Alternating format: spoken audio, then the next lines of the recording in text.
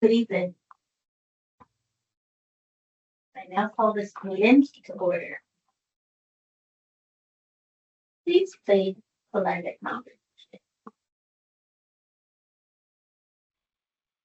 The land upon which we work, live, and sustain ourselves is the ancestral and treaty lands of the Michizagig Anishinaabe, also known today as the Mississaugas of the Credit, the rightful caretakers and title holders of this land. We also recognize the rich pre-contact history and relationships which include the Anishinaabe and the Ongwe Hongwe. Since European contact, this land continues to be home to Indigenous and non-Indigenous peoples. As responsible community members, we value the diversity, dignity, and worth of all people.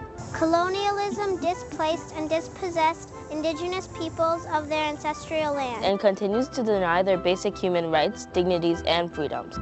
We are committed to learning true history to reconcile, make reparations, and fulfill our treaty obligations to the original peoples and our collective responsibilities to the lands, water, animals, and each other for future generations.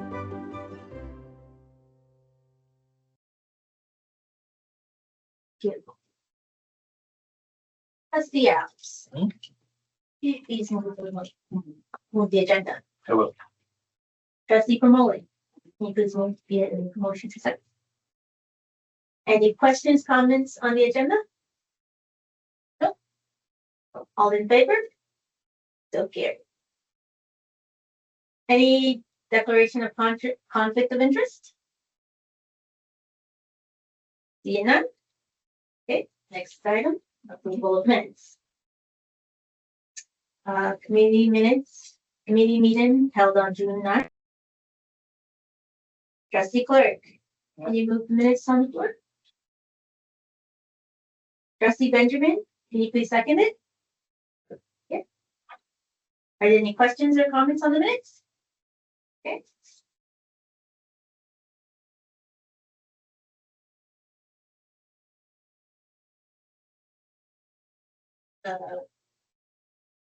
Minutes have been approved. Delegation. Pardon? Oh, delegations. Yeah, that's the next one, right? There's no delegation. Yeah. No. So next is staff reports. In item 7.1, it's here for information and approval.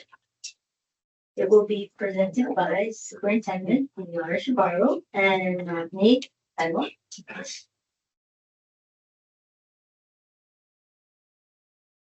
Good evening, trustees. Good evening.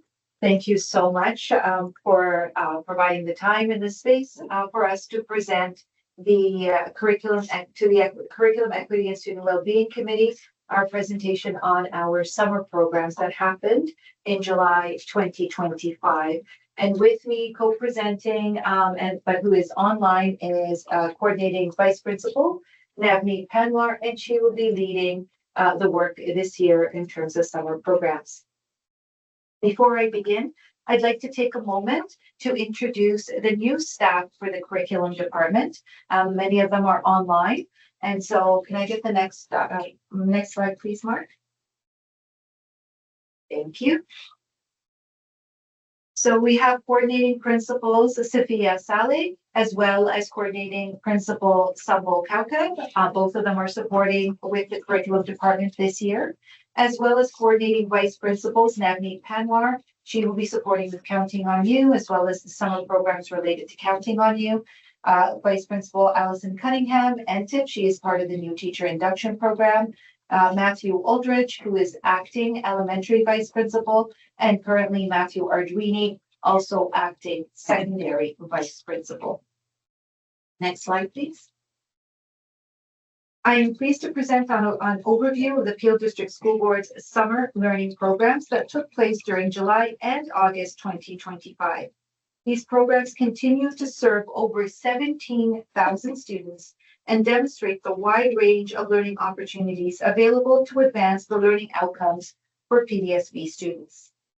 Each summer, we offer a wide range of learning opportunities, including summer school classes. These learning experiences include credit, non-credit bearing courses. We also offer day school camps, experiential learning programs, adult education credit courses. These programs provide great avenues for students to earn credits, gain new knowledge that helps to develop transferable skills, which build the necessary foundations for post-secondary. To ensure equity of access, we offered over 16 programs at more than 35 elementary and secondary schools across the district. We're proud of the various summer learning programs available for students, ranging from kindergarten to grade 12, in addition to course offerings for adult learners. We've forged strong partnerships with many post-secondary institutions throughout the district. These unique learning experiences include credit-bearing programs designed to strengthen foundational skills for students engaging in post-secondary education. Next slide, please. These are some of the locations of where the summer programs happened this summer, and we will be revisiting those sites for the upcoming summer programs. Planning for programming starts in November. Next slide, please. Highlights of some of the benefits to summer learning for students are as follows. They develop positive youth perspectives. They support with transitions. There's post-secondary pathway preparations, integration of cultural and identity-affirming activities, positive relationships. They minimize learning learning loss that occurs over the summer. They allow students opportunities to earn credits, to recover credits, or to reach ahead for credits.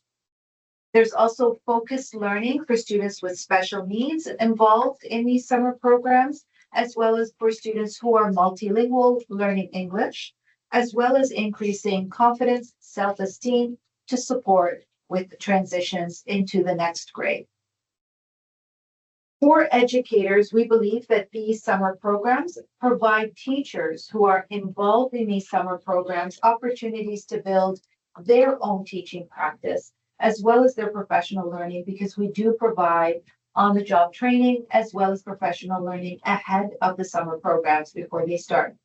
Accessing opportunities to further develop pedagogy and strategies gives an educator a broader breadth and scope for instruction when they connect with students in the regular school year. Next slide, please. These are the types of summer learning opportunities that we have provided our students this summer. Literacy, numeracy, leadership development, credit granting, work integrated programs, special education support, as well as identity-specific summer programs. The identity-specific summer programs were presented during our board meeting last month through the superintendent, Thea Grant, and her equity department. Next slide, please. Significant research has been conducted around summer learning and the significance of these opportunities for students to maintain their learning and academic as well as their social skills. Here's just a little bit of highlight as to some of the identifying success stories that we were able to garner from this year's work. Students participating in credit-bearing summer learning opportunities experienced a 91% success rate in earning the credit that they engaged in that month. Over 12,000 credits were earned by participating students. Over 50 students received paid leadership and learning opportunities, often in partnership with post-secondary institutions.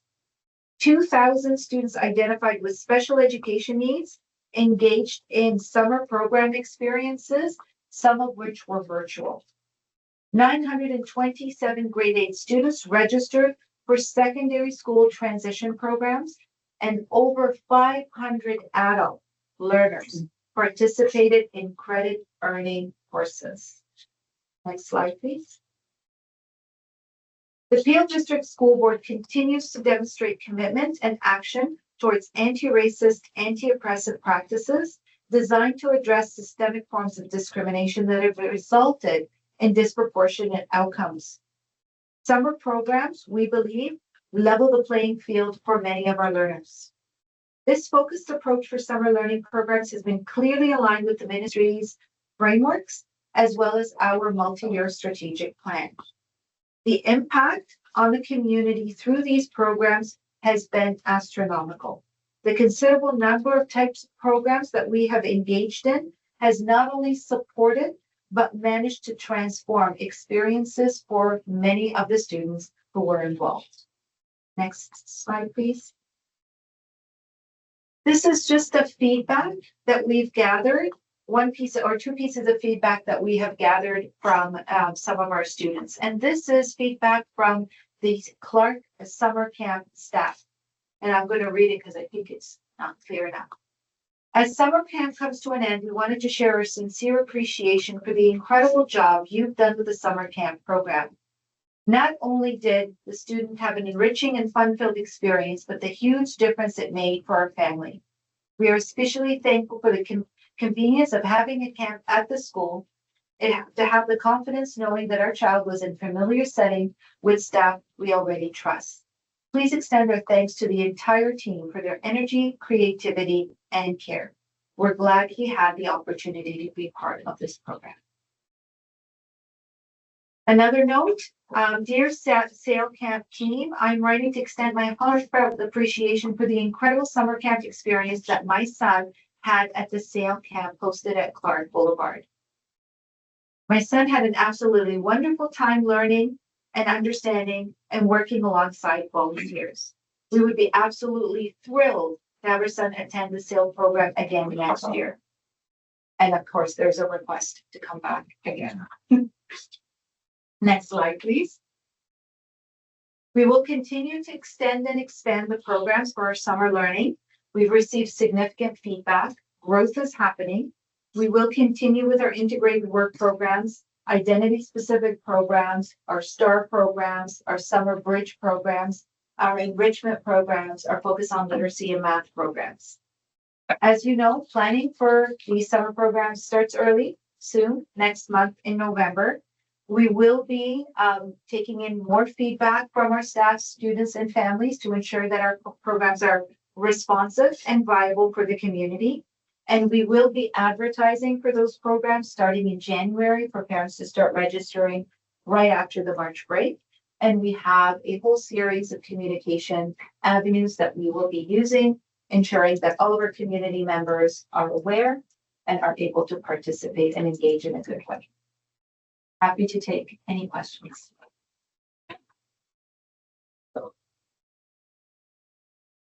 We're putting it on the floor. President Clark, your second in the motion. Questions? President House. Thank you, Chair. Through you. I saw we had 2,000 students identified with special ed needs. They were engaged in the virtual summer camp. Do we have the number for attendees that joined in person? And just the reasoning behind the question is, I'm just concerned of like equity to access. I want to make sure that they're, no one's having a hard time getting there or participating. Mm-hmm. So thank you for that question, Trustee Els. Those are the ones that we've mentioned at 2,000 are specifically virtual based on their request and the support from the families. Other students who came to us with special needs were integrated with educational support, as well as maintaining the integrity of their learning needs and their learning goals. We tried as best as we can not to turn anybody back.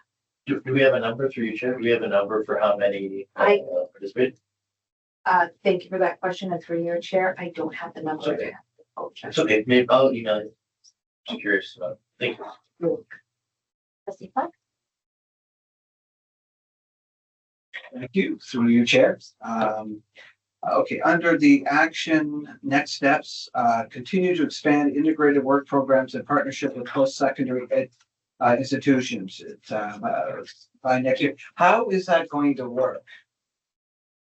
Thank you for that Thank question, you. Trustee Clark, and through you, Chair.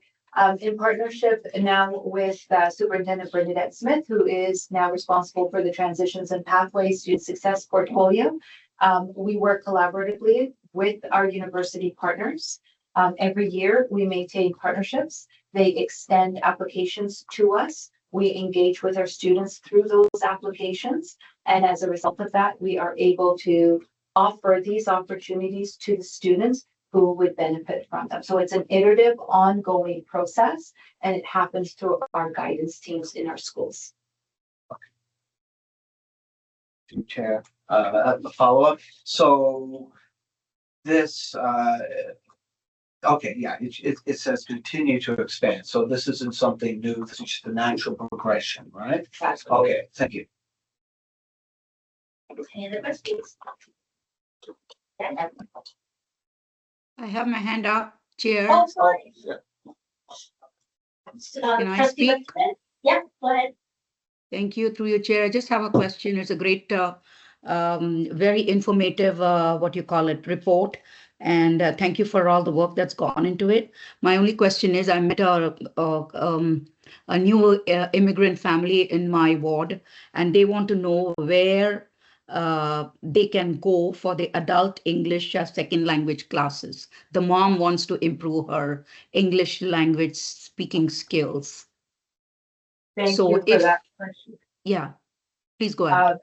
And through you, Chair. Adult Ed Center continues to receive adult learners on an ongoing basis. So if they would go onto the adult education website, there is an enrollment button there. And there's also a help button. So that person can call that line and be walked through the enrollment process. So We just welcome all adults. okay, is it, I mean, do they have it in different parts of the board, like different schools, centers, or?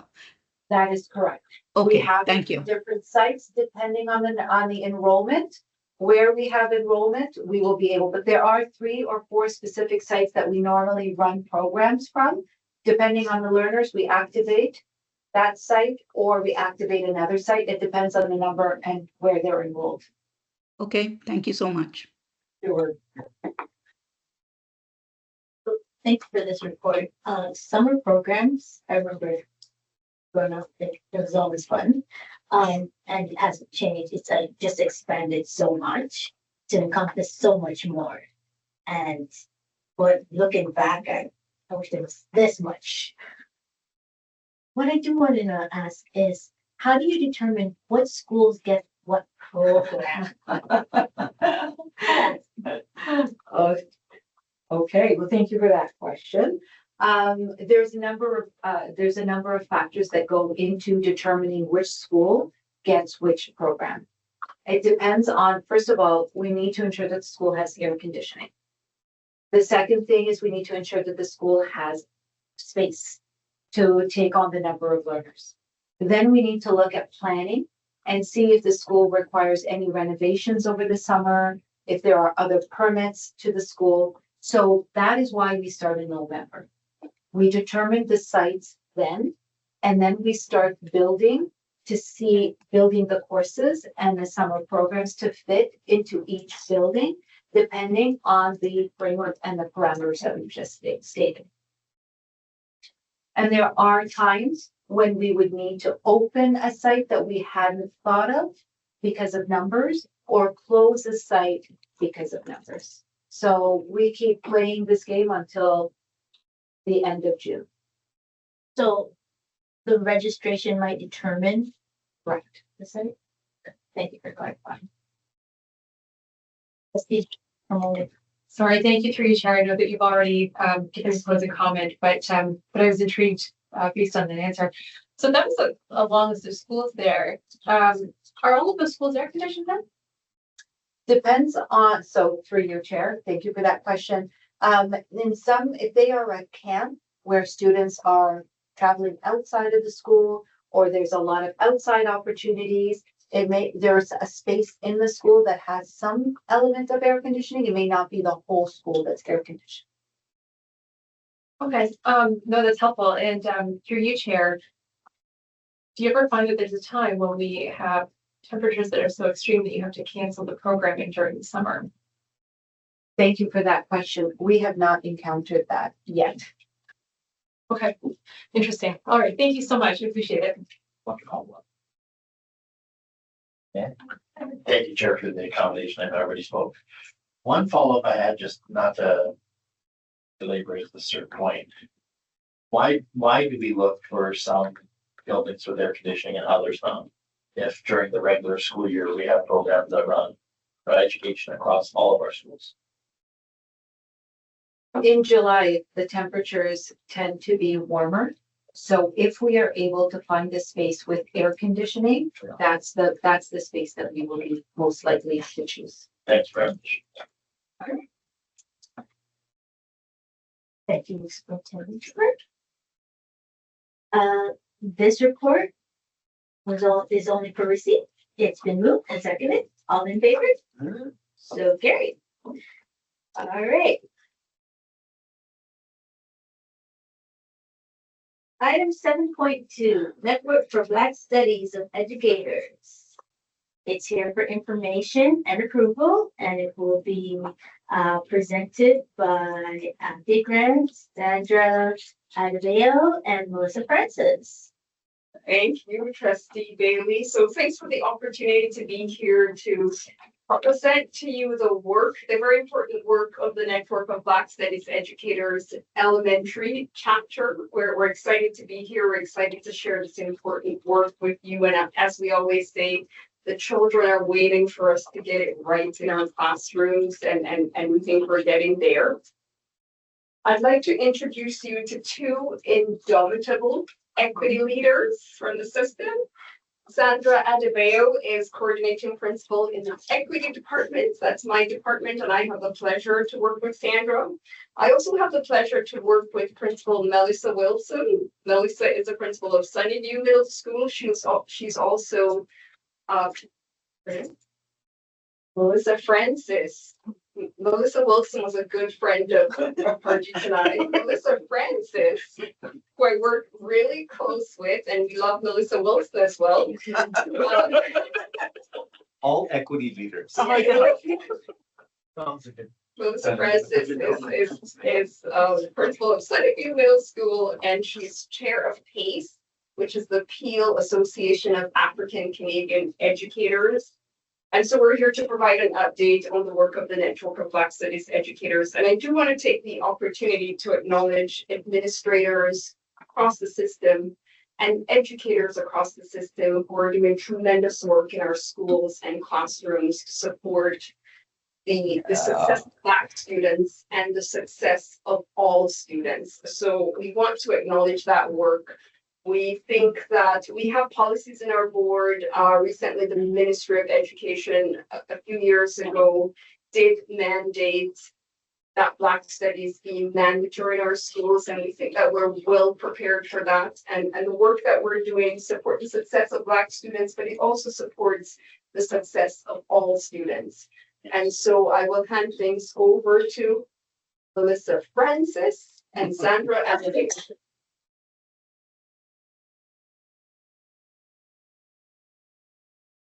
Thank you, Althea. The Network of Black Studies Educators, also known as NEBSE Elementary, demonstrates a sustained commitment to curriculum decolonization through ongoing professional engagements and advocacy. The NEBSE Elementary Initiative is not a standalone effort. It's important to note that it's deeply aligned with the Peel District School Board's broader strategic commitments. It directly supports the multi-year strategic plan by advancing inclusive curriculum and fostering student success through equity-focused instruction.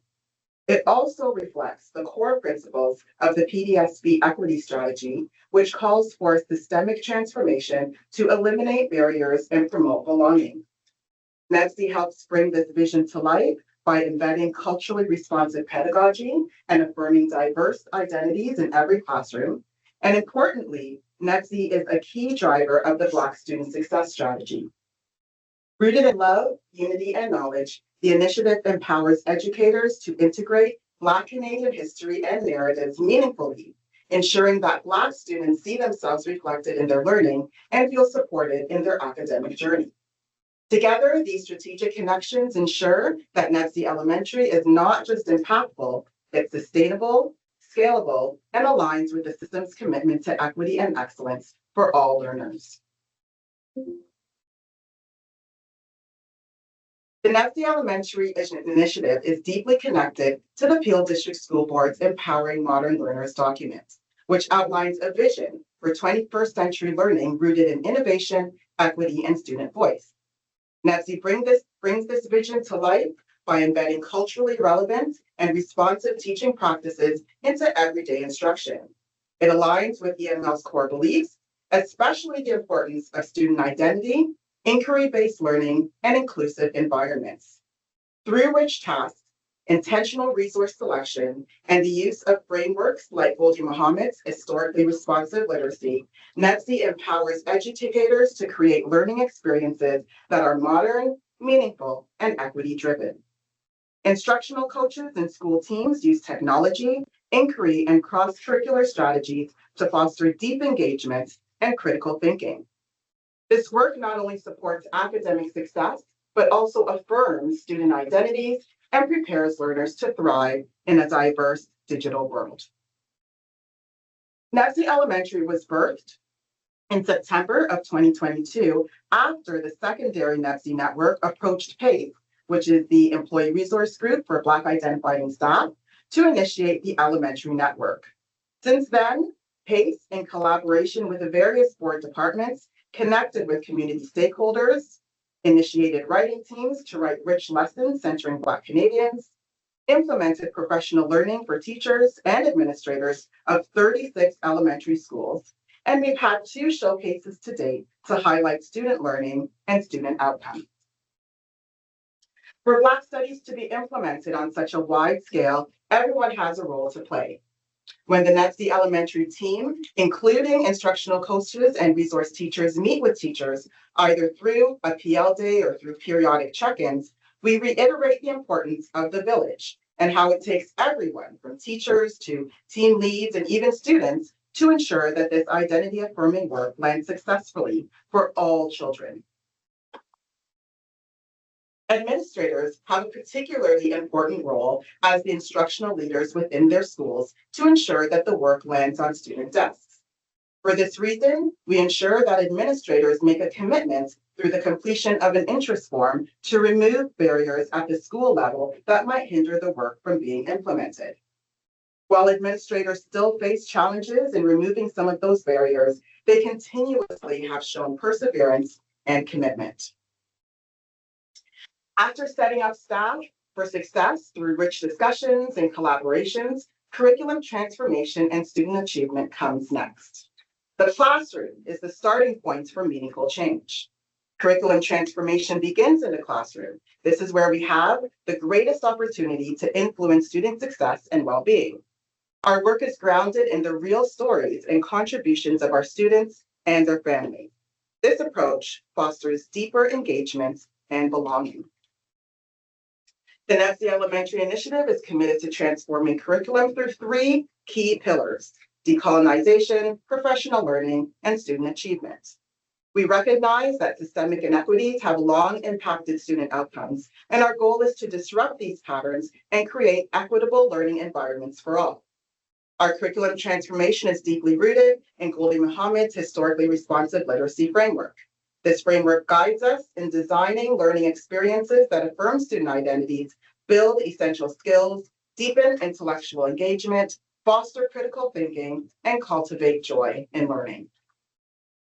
To truly transform curriculum, educators need access to rich, affirming, and historically accurate resources. The Sankofa series offers powerful texts that center African and Black Canadian experiences, while Black History in Canada provides comprehensive content that highlights the contributions of Black Canadians across time and disciplines. All of the schools participating in the NEPSI Elementary Initiative were given these and other texts to support work happening in classrooms. Thank you, Melissa. So NBSE or NIPSE was first implemented in secondary schools. However, we recognize a need to expand into the elementary panel. So cross-panel learning is not just beneficial, it's essential. And we recognize that we must start in K-8 classrooms where foundational learning and identity development takes place. So the NIPSE Elementary Initiative recognizes this and actively supports grade level teams in transforming the learning environment. By aligning elementary practices with the equity-focused changes already underway in grades 9 to 12, we ensure a seamless and consistent approach to Black studies across the system. And so the question becomes, what does that work look like? How do we accomplish this? How did we engage in the process? And so in the equity department over the past 2 years, we've had approximately 18 resource teachers and instructional coaches who were tasked with the responsibility of implementing NBSE programming in all schools. Instructional coaches have really been instrumental in bringing the NBSE Elementary Initiative to life in schools. Assigned to participating sites, they engaged in 6-week coaching cycles, working closely with educators to build capacity and deepen understanding of Black studies integration.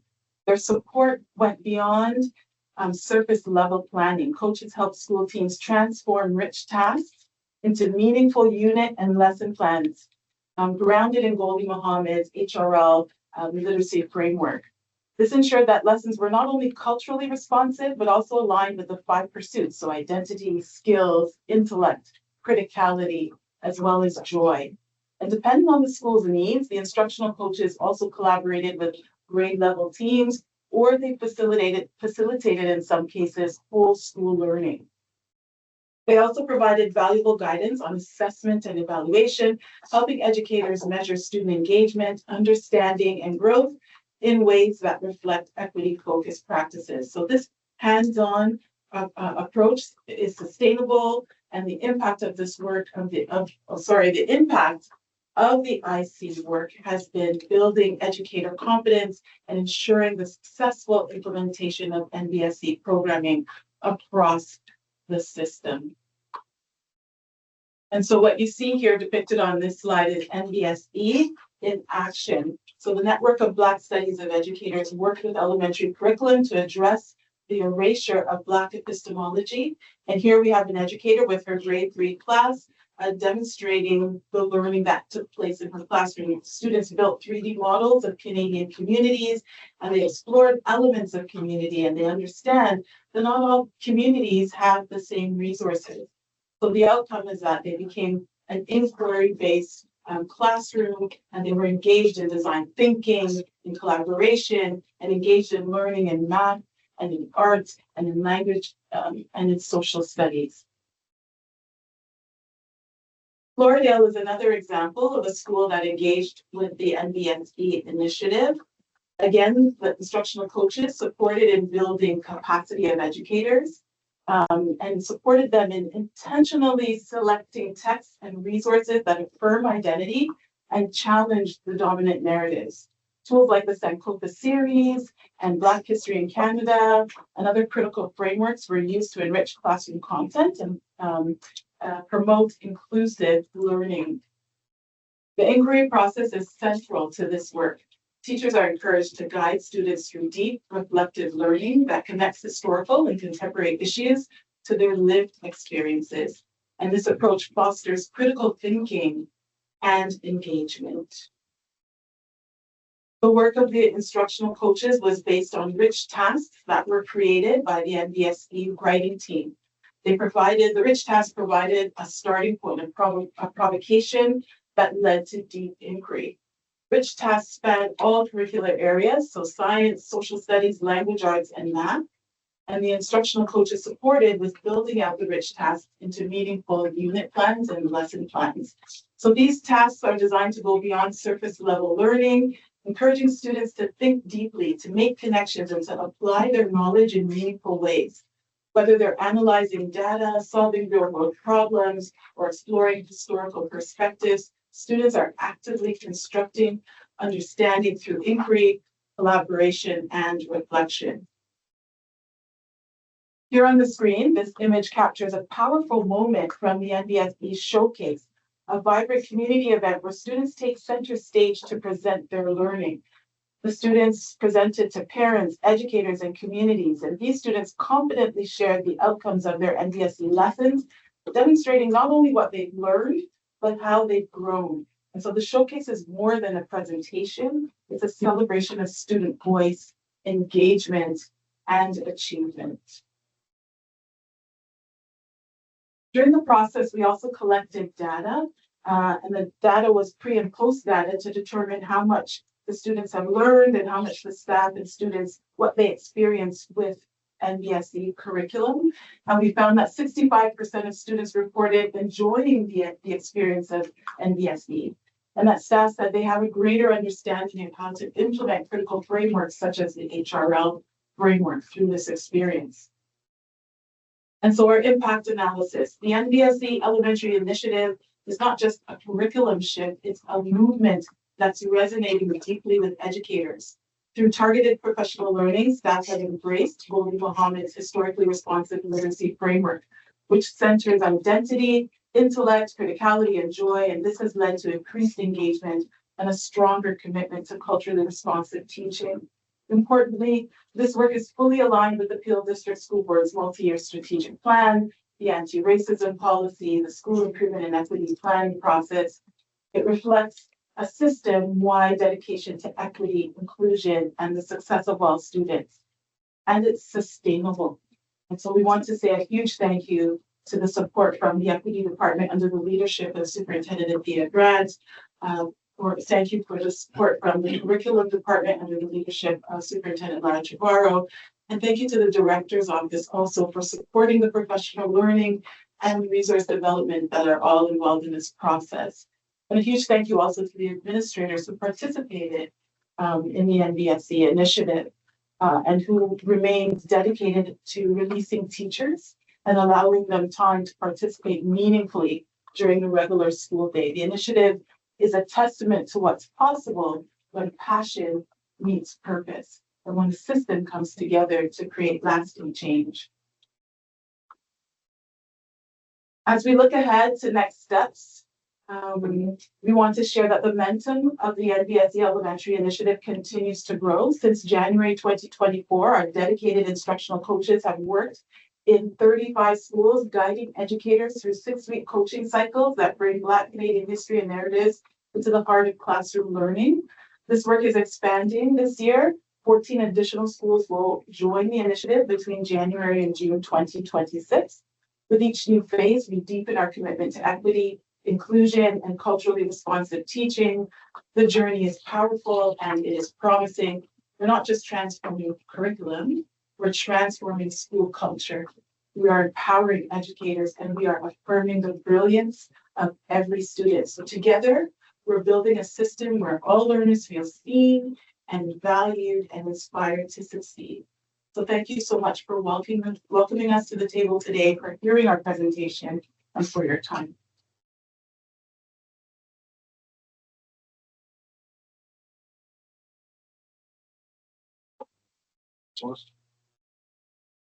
Trustee what?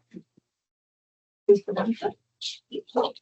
Trustee Benjamin, please second the motion.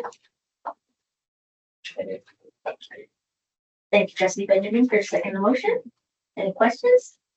Trustee Alves? Thank you, Chair, through you. So I'm just looking at the phases. So I see phase 1 in March, phase 2 in January, phase 3 in March again. The pickup, 14 schools for phase 3, another 11 for phase 2, and about 10 for phase 1. Is that where we want to be? Is it voluntary for schools? Do they have to engage in this? Are we looking for higher numbers? Is this, I'm just trying to get a scope on kind of where we're at and where we're hoping to be, or if we're already meeting that goal. Thank you for that question, Trustee Alves, and through you, Chair Bailey. That's a really good question. We're limited by capacity. Okay. So we've got 7 instructional coaches in the equity department. We also want to ensure that when we do this work, that principals are committed. They're committed to the learning themselves, and they're committed to ensure that their educators get the learning, and so that it is beneficial for students. We would love the opportunity to expand, but we know that we're limited in terms of professional learning resources for educators. A few years ago, we had professional learning for 100 secondary school educators in 2022, and that had an outstanding impact, and that led to every secondary school in the Peel Board offering Black Studies courses. So we want to make sure that we're expanding sustainably and that we're supporting the competency of educators, but certainly as an equity department, we're limited in terms of resources. Okay, thank you, through you, Chair. That sounds like a good thing. It sounds like well, I shouldn't say it's not wholesomely a good thing. What I mean by that is the perfect scenario would be you'd have maximum interest and maximum support to deliver it all at once. But it sounds to me, and this is the good part, that the capacity is being met with the equivalent level of interest, that we're at max capacity support and interest. So I would say it was a great presentation. I really enjoyed listening to it, and it was great to read as well. If there's anything that the board could do to, whether it's to increase capacity or support this in any way, I suppose let us know. But this was a great update, and I enjoyed receiving the presentation. Thank you to you, Chair Bailey. Okay, I have a few, if you bear with me here. Okay, remind us, or maybe just remind me, the professional learning sessions and the interest forms. What do they look like? How do they do we ever have people who don't want to participate? How many can we, yeah, sorry. Thank you, through you, Chair. The interest forms are sent out as a mass email in a memo. So the educators, the administrators that they do go to, they show a demonstration of interest. So we've been at capacity that we have been able to handle thus far. So if we were only able to do, 16 schools, we would have gotten 16 interest forms back. The interest forms go to administrators because we really want the administrators to show a commitment to making sure that the work lands in student desks in their own buildings. And therefore, the administrator needs to be committed to removing any barriers that come with that. So one of the barriers would be the release time. So the administrator would be the one to make sure that that release happens. There's never anybody that says no because the school itself has already shown the interest. So with that interest, the school then sends either a equity lead or a couple of really interested teachers to come and do the professional learning. Like Althea was saying, there's a cap on that too. So really only 2 from each school can come to the professional learning sessions. And the idea is that they take that information and they roll that out in whatever capacity the administrator had mentioned to the school in that way. So nobody ever says no because they actually seek us out through the interest forms. Okay, that's great. Okay, wrote down one word, examples. When you're integrating Black, Afro-Caribbean, and African, history, how do you do that? Because the complexity is right there. There's 3 main branches, right? And some of them are actually recently from Africa, so they bring their experience of not being Black, just being, Yoruba, Ashanti, or so how does that? How is that integrated into the talking about history, and how would it look in because as I understand it's also integrated into English and math. How does it look in there? You, Chair Bailey, Trustee Clark, that's a great question. So teaching Black history can be extremely intimidating. And so what has supported us really well, and usually in the past, we have taught Black American history. And so what we have done to make this accessible is to ensure that we're using a framework that we're focused on the Black Canadian contributions and the Black people's contributions to Canada. And also that we're providing educators with a framework.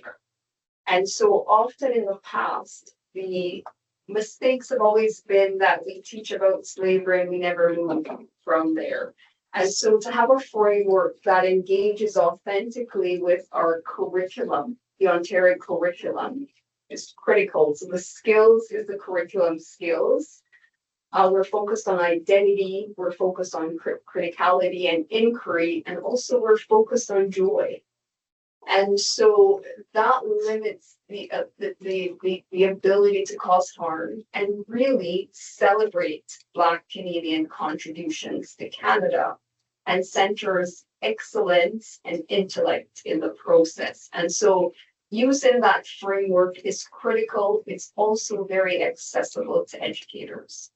So that has been the way and the reasons, those are the reasons why these lessons are accessible to all students, but it's also been extremely successful. And we have been using the same framework for the Indigenous Peoples framework.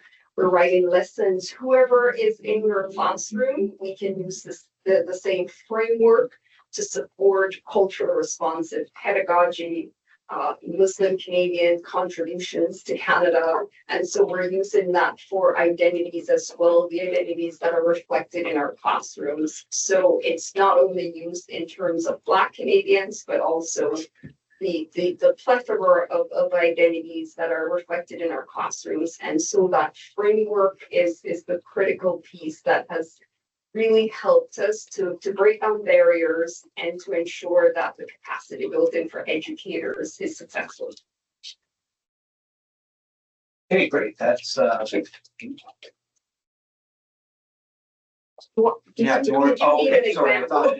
Oh yeah. No. I thought you had more to add. Yeah. That's okay. Okay. And I guess. Trustee Blake? Yep. I got one more question. Okay, sorry, thank you, through you, Chair. How did you choose, Goldie Muhammad?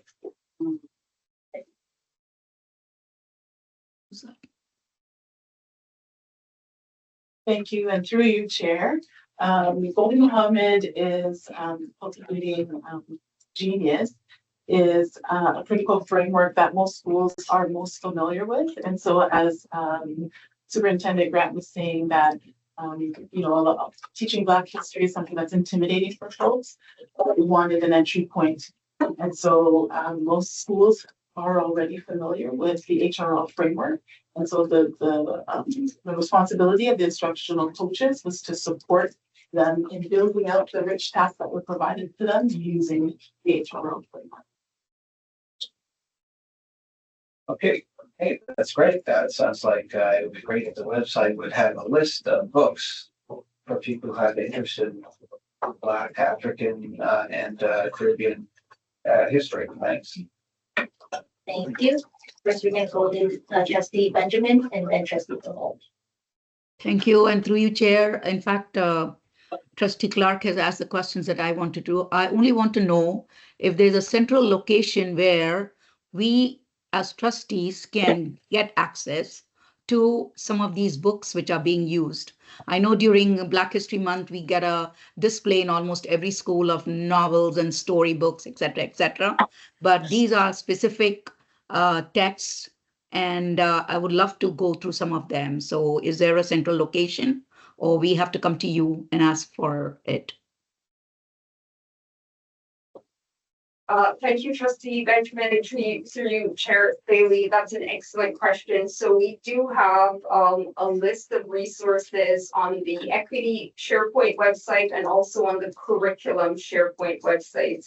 So I'm not sure what your access is, but we certainly could support you to access that list. We also provide a list of resources to schools, and we've also we did get funding from the director's office to purchase resources for schools, but we certainly I could work with you to ensure that you have access to the Curriculum SharePoint and also to the Equity SharePoint with the resources.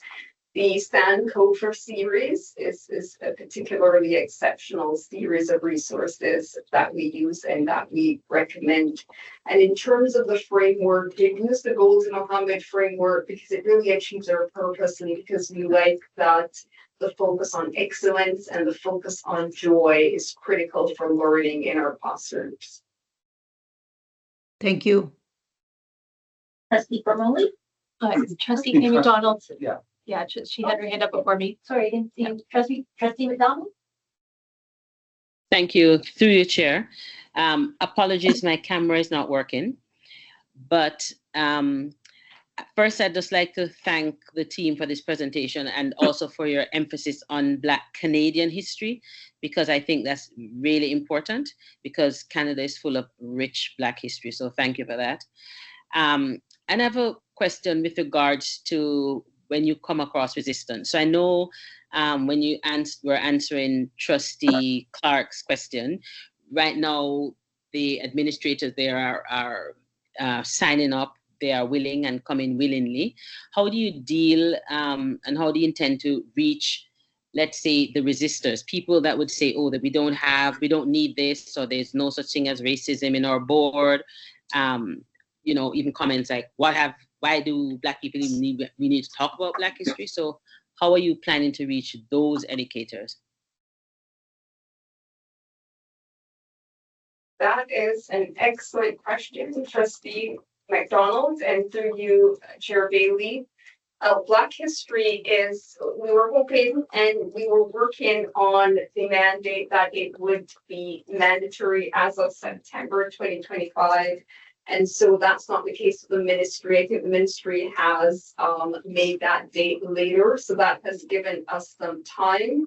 But certainly to work with the curriculum department when this is made mandatory to ensure that the educators are trained. We've also trained our instructional coaches, and we're ensuring that training, particularly now with the Dreams Delayed report, how to handle resistance. And so the critical piece here is to continue the framework that we're using, which is to ensure that we have administrator buy-in and administrator support, to train the administrators and to ensure that we have the right educators in schools who are doing this work. We've also found that with support, sometimes educators are asking for time.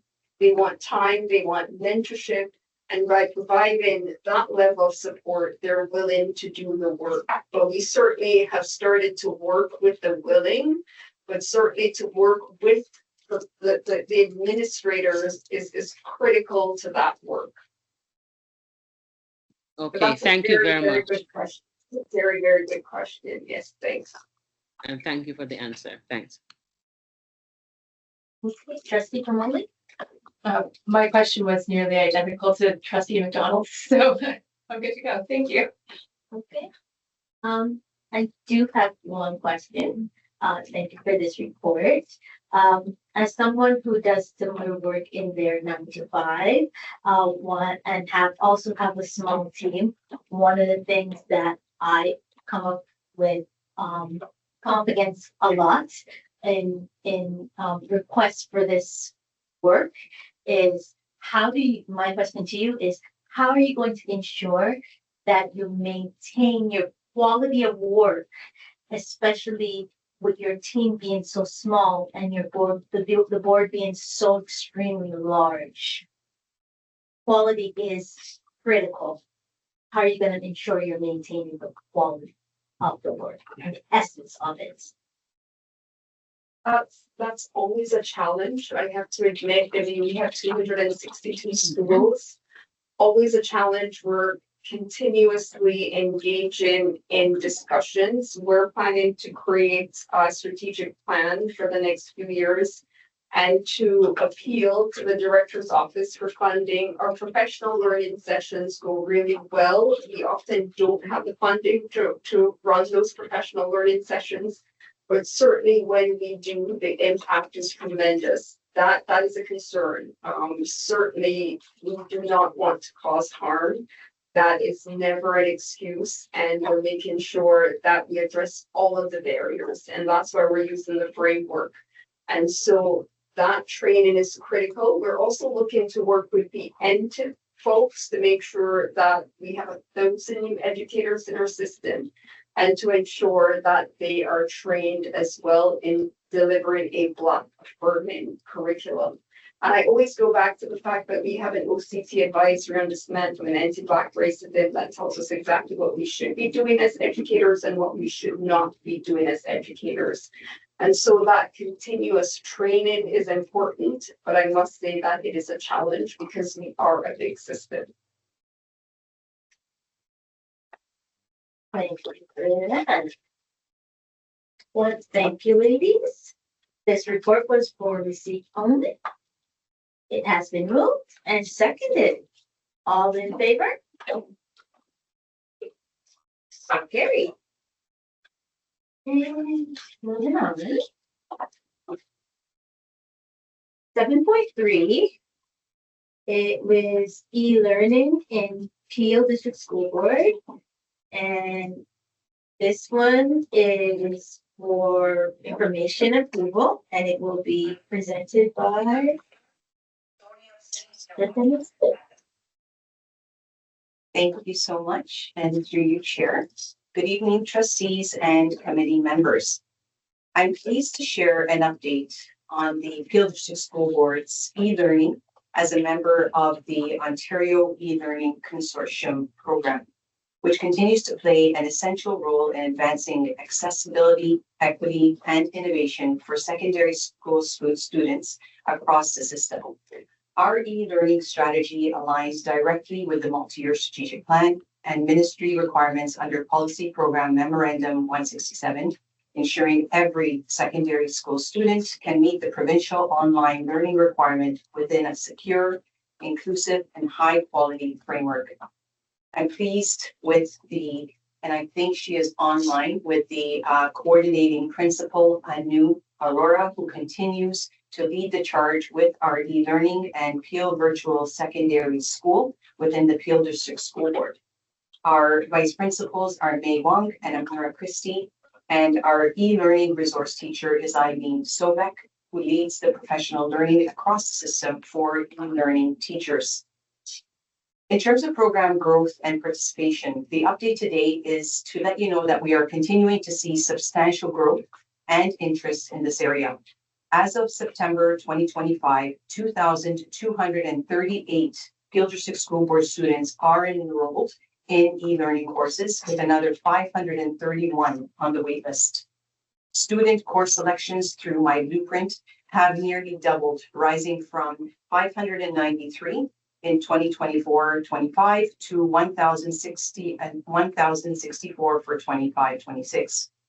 This year, Peel is offering 90 e-learning sections, which is growth from 60 last year across 11 secondary schools. We're pleased that now we are able to offer e-learning sections, not only from the Peel Virtual Secondary School, but also through an additional 10 high schools, including Arundel, Harold M. Brathwaite, Humberview, Lorne Park, Louise Arbor, Mayfield Secondary School, Meadowvale, Mississauga, Sandalwood Heights, and Turner Fenton Secondary Schools. In total, then, there are 60 sections at Peel Virtual Secondary School, 30 sections distributed to these 10 schools, 3 sections per school.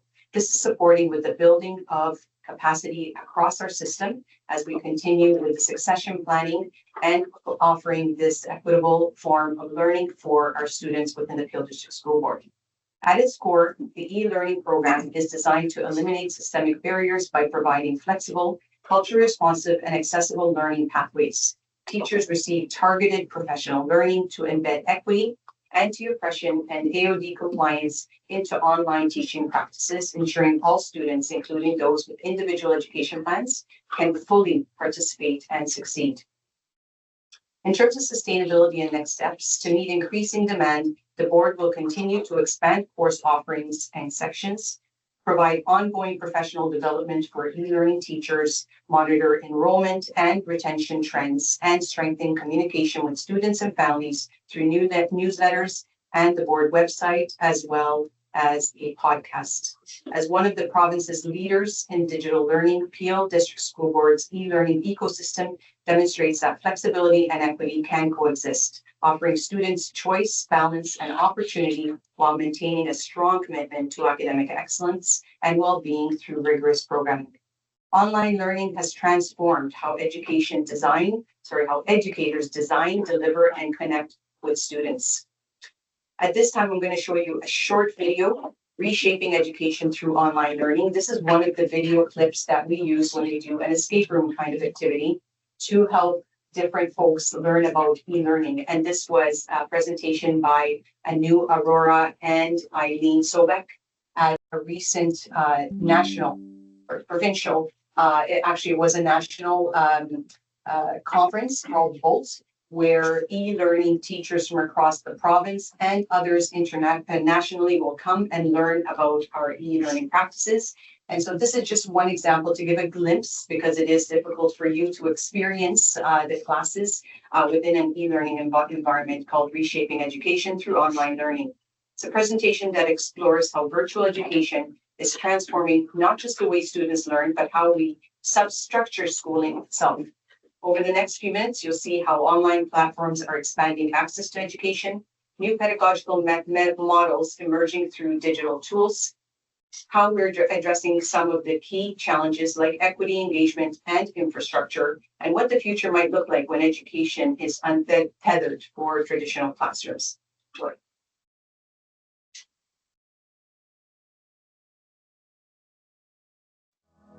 Welcome to Peel Virtual Secondary School, where education transcends physical boundaries and innovation knows no limits. Today, I'm excited to share with you how we're reshaping education through online learning, one click at a time. At PVSS, our landing page isn't just a web page, it's our virtual front door. With no hallways or entrances, this is where our students begin their educational journey. We've put a lot of thought into its design, iterating upon it every semester to ensure it's intuitive and clutter-free. But the real secret to its success? Constant feedback from our students. Our nav bar is like a compass, guiding students to key destinations such as the Library Learning Commons, student support services, clubs and teams, and even a staff directory. Accessibility is paramount, and we're committed to purposeful organization based on feedback from both staff and students. Throughout the semester, we strive to keep our students informed with the most relevant widgets and announcements. Whether it's a virtual event or a deadline reminder, clarity is key to a successful online learning environment. Even our banner is a testament to student involvement. Designed by one of our talented art students, it serves as a constant reminder of the creativity and innovation thriving within our virtual walls. But our efforts to reshape education extend beyond our digital doorstep. We're proud to host a Virtual Voices podcast, where we invite guests to engage in meaningful discussions that transcend time and space. It's not just large live events, it's about crystallizing conversations that resonate with our school community, potential students, and beyond. You can find our podcast on our website, pvss.peelschools.org, on TuneIn, or on YouTube. And so, as we draw this virtual exploration to a close, I encourage educators everywhere to take inspiration from our journey at Peel Virtual Secondary School. Our story isn't just about reimagining education. It's a testament to the power of innovation, collaboration, and student-centered learning.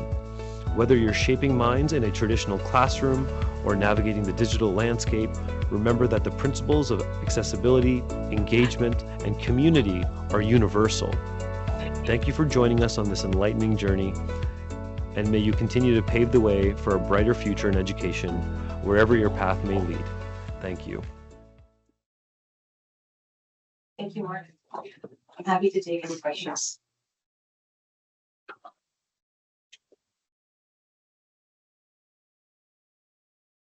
Sure. Should we receive this? Oh, how would you be saying? Trustee Promote? Trustee Clark? Sure. Yeah. Any questions? Yes. Of course. Sorry, through you, Chair. Thank you. Just a couple clarification questions. I'm wondering if they're like folks online or maybe others at the table. I'm definitely a little confused. So just quickly, the center section of the graph, total number of e-learning sections. What is meant by that? Is that courses offered? Yes, so total number of e-learning sections is the total number of e-learning sections that we offer through e-learning for all students in the Peel District School Board. So currently there are 90 sections, and 60 of those sit within the Peel Virtual Secondary School, and 30 now are distributed across 10 physical schools. And so we have been training, we have been training teachers within each of those 10 schools in order to build their capacity to be able to offer e-learning courses within their physical environment. However, of course, students are activating that learning through the e-learning courses. Understood, sorry, through your chair. So for those 10 that are essentially hosting, are those courses also available to our entire student body, and it's just those 10 that are the hosts? Good question. They are available to all students within the Peel District School Board. So even if a student is at Clarkson, they could still be able to access courses from Meadowvale, for instance. So it is centrally managed through our principal, Anu Aurora. And as well, because we're part of the Ontario e-learning consortium, which is the OELC, we're also part of a collaborative across the province. So if you can imagine, there's just over 60 districts that are part of this collaborative. And so for each district, we have X number of spaces, and we try to balance for our own internal students. And we have access to courses from each of those other boards as well, which offers a greater spectrum of courses for our students. And the work of Eileen Sobek is to make sure that the enrollment is balanced, because the agreement by being in the OELC is that we have the half number of seats for our own students and then for students external to our board. I completely understand that through your chair. I totally understand the give and take. That I think that makes a lot of sense. I'm just trying to wrap my head around if PVSS, the Peel Virtual Secondary School, offers the majority of the virtual programming. Why do we have those 10 schools offering the additional courses? It's not a critical question. It's just one of understanding. Is it because they host a very specific expertise at that school? Is it something like that? It's actually to build capacity across the system. Because currently within Peel Virtual School, it's a great question. It's something that we thought about a lot, and we have been thinking that e-learning is going to continue to grow. The ministry funds our every district with the amount of the courses that are needed for the meeting the needs of our students. And so currently, prior to this year, it's only been within the Peel Virtual Secondary School where we offer virtual courses, which is a synchronous learning experience, and the e-learning, which is the asynchronous learning experience. But we know that we need to build the capacity of educators across the system. Hence the reason why we thought, let's pilot this year and open up 3 courses within each of these 10 schools. And these 10 schools were selected because that may be your next question. Why these 10 schools? They are the ones that have the largest enrollment of e-learning students. Yes, so we thought, well, let's go there first. And so now we are going to be gathering a lot of data this year to see, what are students telling us, what are the teachers telling us, and hopefully with additional funding, we can open more sections for students. And as you can see, the wait lists are big. Yeah, I imagine so. And through your chair, yeah, please do keep us apprised. I personally would definitely be interested. Feel free to add me on any chain that you think is relevant or interesting, and be happy to read it. And I'd also I don't expect you to have an answer for this at all, just perhaps for down the line. I'd be very curious to know why specifically those 10 schools have such a high populace of e-learning, and how we can get other schools to take up some numbers. I'm thinking of some schools in I'm selfishly thinking of some schools in my districts that have some interesting regional programs, and I have an IBT school as well. And I think if they could join, they would. So I'd be curious to know what that makeup is, but I don't expect a response to that. But that's certainly data that we will be gathering this year as well and supporting. Absolutely. Thank you. Trustee Craig. Hey, thank you through the chair. Yeah, there's a lot of growth in this. Now we're looking at I think it's around 524 waitlisted. What does the plan look for getting them into the system, or and a timeline even on that? Great question. And so we can only service with the number of e-learning sections that we have. And similar to other presentations through other colleagues, our resources are limited.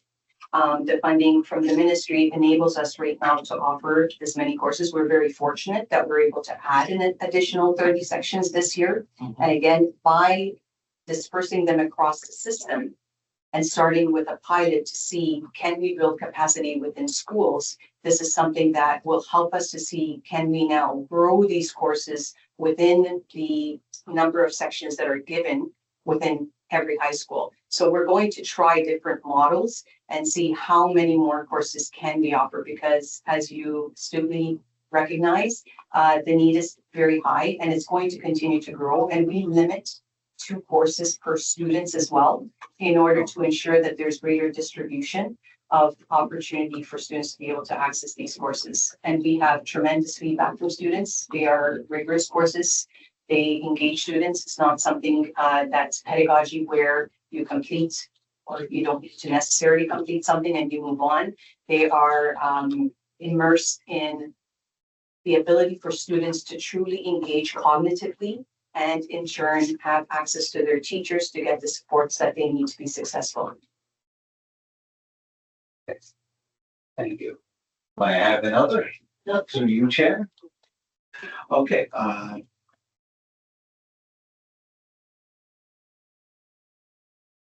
what are we able to, have these students, the ones in a wait list? Sorry, no, okay.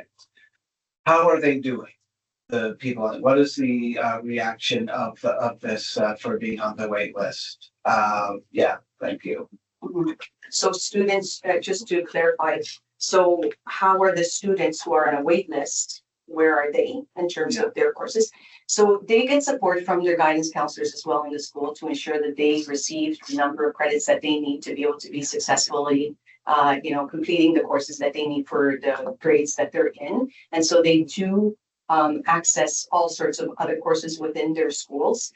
Unfortunately, however, they do remain on the wait list until there is an opening, and most often we're not able to accommodate all of the students for various reasons. We don't have as much attrition, we don't have as many e-learning sections, available.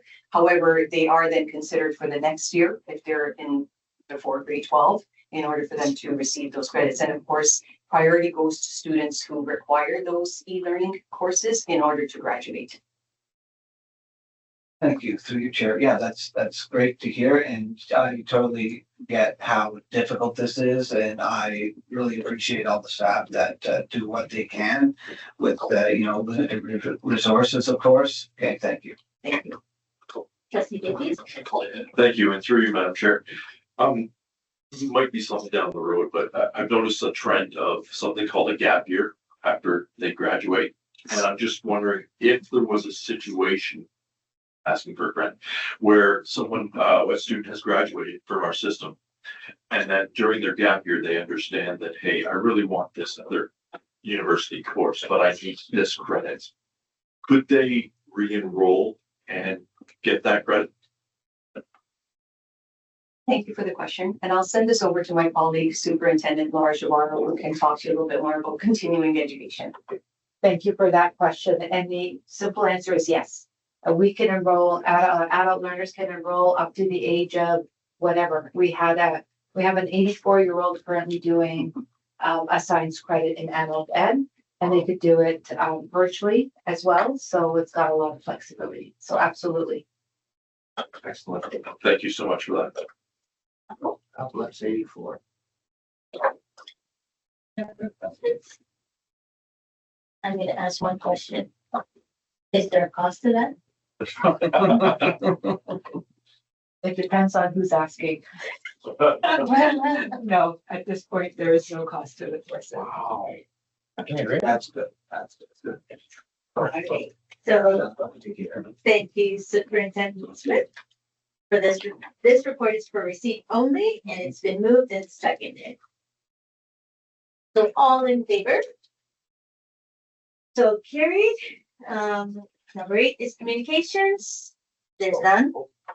There's no trustee motions for consideration, and there's no notice of motions. So we're down to number 11. May I have a motion for adjournment? Trustee Alice and seconder, Trustee Molly. Thank you, everyone. Have a good evening.